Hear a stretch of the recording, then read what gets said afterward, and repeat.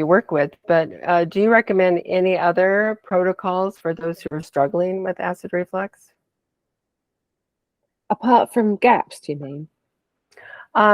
Or gaps, just yeah, I So mean acid either reflux, I or. mean, that's your speciality, isn't it? Acid reflux. And I always send people to you when they go, I've got really bad acid reflux. I say, go and see my friend Susie because she's a specialist. Okay. But I had it really badly. I had acid Mhm. reflux really badly. And I found the best thing was to just stop eating the vegetable oils and stop. It's veg oils that were my worst enemy, vegetable oils and the grains. So once I'd managed to knock them on the head, my acid reflux kind of went away on its own. I didn't really Oh, think about it anymore. But immediate first aid, if it's really burning, then I would do bicarbonate of soda with a little bit of water and just sip that and let it just soothe the burning. That would be my first aid go-to. But of course, we know we can't do that long term because bicarbonate of soda will knock out your stomach acid, and you need your stomach acid to digest your food. So we need to increase stomach acid because we get acid reflux when the sphincter muscle at the bottom of your esophagus where it meets the stomach is not tight enough because there's not enough acid in your stomach. So we need to increase the acid. So having a shot of sauerkraut, that's a Dr. Natasha tip, isn't it? Having a shot of sauerkraut before your meal, 20 minutes before your meal, that's quite a good thing to get your stomach acid up.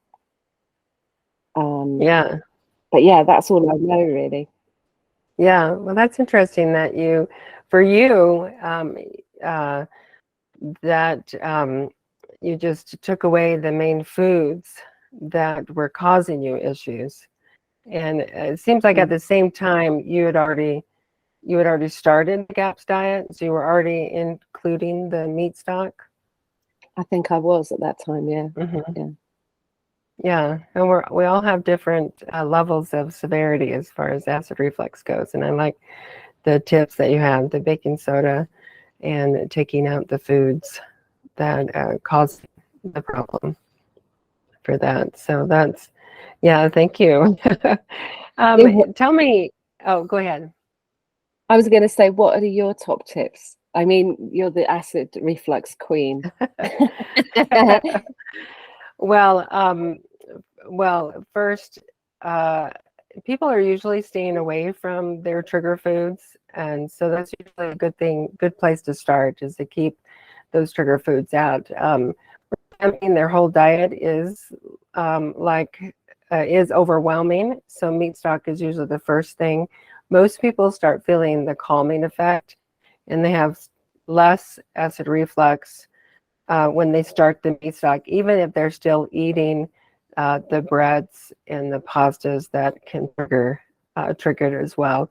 And then the second step is to add in the cabbage tonic or the sauerkraut juice, because that then adds that second layer, and most people start finding relief within the first week or two, even more relief, but when adding that.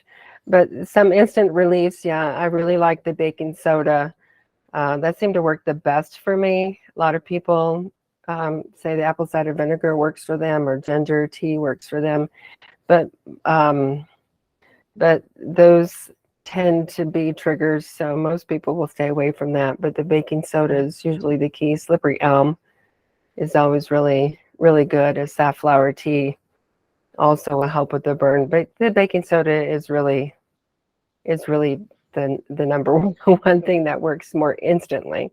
But like you said, Yeah. sipping it, you don't want to chug it, because acid reflux, it doesn't help it if you just chug it. It has to be sipped. And then once you get it under the control, then you can do a baking soda, lemon water, and you can chug that and not have a problem. But yeah, those are the big things to get it under control that I see and that I've experienced. So, okay, so you